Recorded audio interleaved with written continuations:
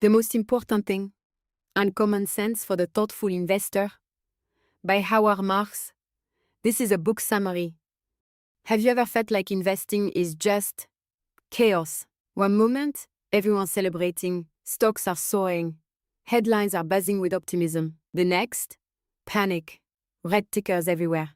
Talking heads shout sell. Your portfolio nosedives. You follow the crowd, and you lose. You go against the crowd, and you still lose. So you pause, confused, frustrated, maybe even a little defeated, and ask yourself, what's the most important thing I'm missing? Well, that's exactly the question legendary investor Howard Marks asked himself. Not once, not twice, but over a career that spanned more than 4 decades of booms, busts, bubbles, and bear markets. And what he discovered is this: there isn't just one most important thing. Instead, Marx gives us a map, 21 ideas, or what he calls the most important things. Each one a mental checkpoint that could make the difference between falling into the same traps most investors do and staying calm, thoughtful, and successful in the storm. His book, The Most Important Thing Illuminated, isn't about hacks or shortcuts.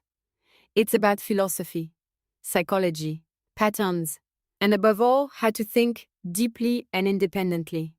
Today, we're going to explore some of these essential ideas. If you're looking for another Buy These 3 Stocks video, this isn't it. But if you want to become a better thinker and maybe, just maybe, a better investor, then this is where your journey begins. Let's dive in. Chapter 1, Second Level Thinking. Alright, let's say you find a company. It's solid, profitable, well run. Everyone loves it. The media is hyping it up, and your investing app is screaming top pick. So you buy the stock. A week later, it tanks. What happened? This right here is where Howard Marks drops the first and maybe most mind-bending lesson in the book. Being right isn't enough. You heard that right? You can be right about the company, right about its growth, right about its potential, and still wrong as an investor. Why? Because investing isn't just about facts. It's about expectations. It's about how your view compares to what the market already believes. Marx calls this second-level thinking. Here's how it works. First-level thinking says, this company is great, I'll buy the stock. Second-level thinking says, yes, it's great, but everyone already knows that. So the price, probably inflated. I'll wait or I'll pass. See the difference? First-level thinking is surface level, obvious. It's what the crowd does. And guess what? If you think like the crowd, you'll get the same results as the crowd, average, at best. But second-level thinking, that's where the edge is. That's where outperformance lives. Marx writes, you must think of something they haven't thought of, see things they miss, or bring insight they don't possess. It's about asking harder questions. What does the market expect? How likely is it to be wrong? What's priced in already? And what's not? The goal isn't just to be right, it's to be more right than everyone else. And yes, it's difficult. As Marx says, few people have what it takes to be great investors. But those who do, they don't rely on headlines. They rely on a deeper level of insight. So before you buy your next hot stock, ask yourself, am I thinking at the first level or the second? Because that difference in mindset might just be the most important thing. Chapter 2, Understanding Market Efficiency. You've probably heard it before. The market is efficient, that prices reflect all known information, that every stock is perfectly valued, that you can't beat the system, so why bother trying? Sounds neat, academic, clean. But then, explain this. In January 2000, Yahoo was trading at $237. By April 2001, it had crashed to $11. Efficient? Maybe. But right? Absolutely not. In The Most Important Thing Illuminated, Howard Marks takes a scalpel to this belief. He was at the epicenter of financial theory in the 1960s, studying at the University of Chicago, the birthplace of the efficient market hypothesis. He gets it. He respects the logic. But here's the kicker. Theory is not practice. Marx writes, I agree that asset prices quickly reflect the consensus view, but I do not believe the consensus view is necessarily correct. That one sentence rewrites the rules. Because what's fast isn't always accurate. The market doesn't wait for you to do your research. It reacts instantly, often emotionally, to headlines, to hype, to herd mentality. Imagine a crowded theater. Someone shouts fire. The crowd rushes out. Doesn't matter if there's no smoke. The reaction becomes reality. That's the market in panic mode, or euphoria. Prices get distorted. Value gets blurred. So yes, the market is tough to beat, but not impossible. To succeed, Marx says, you need to ask smarter questions. Why should a bargain exist in a world full of smart investors? If a return looks generous, what hidden risks might be lurking? Why is someone selling me this opportunity? What do they know that I don't? It's like playing poker with strangers. If you can't figure out who the sucker at the table is, it's probably you.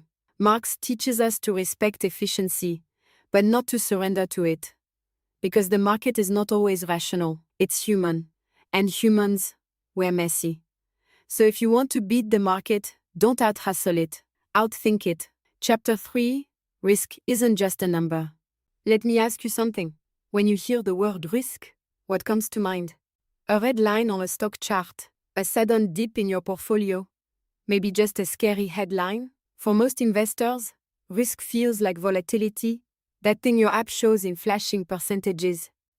But Howard Marks says, that's a myth. In the world of serious investing, risk isn't about fluctuation. It's about losing money permanently. And here's the danger. Real risk is invisible. It hides when things are going too well. When optimism turns into arrogance. When everyone starts saying, this time, it's different. Marx explains that the worst decisions investors make are usually during the best of times. He writes, good times teach only bad lessons, that investing is easy, that you know its secrets, and that you needn't worry about risk. Oof, let that sink in. Think back to 2007. The housing market was booming. People were flipping homes like pancakes. Everyone thought the system was bulletproof, until it wasn't. And when it cracked, fortunes vanished overnight. That's real risk, and it rarely comes with a warning label. Marx emphasizes that the best investors don't focus on maximizing returns. They focus on survival. They build margin for error. They stay humble. They understand that markets can and will punish overconfidence. So the next time you're tempted to chase the shiny object, the meme stock, the hype train, ask yourself, are you looking at returns or ignoring risk? Because in investing, what you don't see can hurt you the most. Chapter 4, Cycles, Pendulums, and Patience. In investing, nothing moves in a straight line. Economies expand and contract. Markets rally and crash. Sentiment swings from euphoria to despair. Howard Marks wants us to understand this deeply. Everything moves in cycles, and if you ignore the cycles, you risk getting swept away by them. He introduces a simple but powerful image. The pendulum. Now picture it, a giant clock pendulum, swinging slowly back and forth. It never rests at the middle for long. Instead, it moves from optimism to pessimism, from greed to fear. In his words, the pendulum of investor psychology swings from too much optimism to too much pessimism. And the key to successful investing, knowing where we are on that arc. Are we at the top of a bubble? Are we buried in panic and undervaluation? Because when you know where we stand, you don't need to predict the future. You just need to be prepared for what comes next. And here's the twist. Patience, Marx says, is a superpower. But not the kind where you sit and do nothing. Patience to him is opportunistic waiting. It's being ready, not rushing. It's sitting quietly while the world screams buy now, and only moving when the odds are in your favor. It's how you avoid chasing trends. It's how you sidestep manias. And it's how you win by not always playing. Chapter 5, Combat the Noise. Let's talk about noise. You know it, you feel it.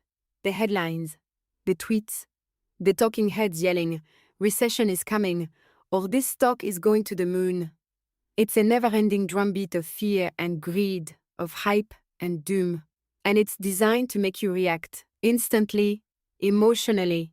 But investing, Marx reminds us, is not about being fast. It's about being right. He warns, to be a successful investor, you have to tune out the noise and stay true to your process. And sometimes, staying true means doing the uncomfortable thing, not buying when everyone else is buying, not selling just because the crowd is panicking.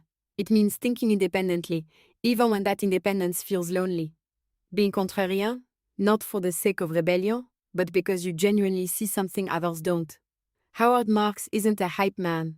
He's not selling quick wins. He's the quiet voice in the storm saying, slow down, think it through, make fewer mistakes. And in the chaos of the market, that voice, it's worth everything. So, what is the most important thing? Well, that's the trick, isn't it? According to Howard Marks, it's not one thing, it's 21. 21 core ideas, 21 building blocks, each one a different lens through which to see the market clearly. He writes, each is a brick in a solid wall of investment philosophy. None is dispensable. This isn't a formula. It's not a step-by-step guide.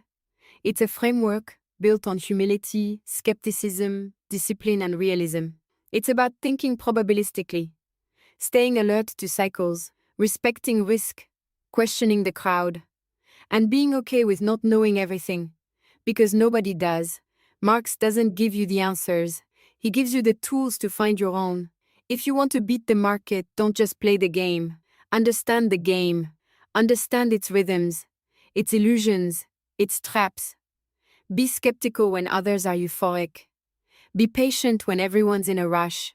Be different, but only when you have reason to believe you're right.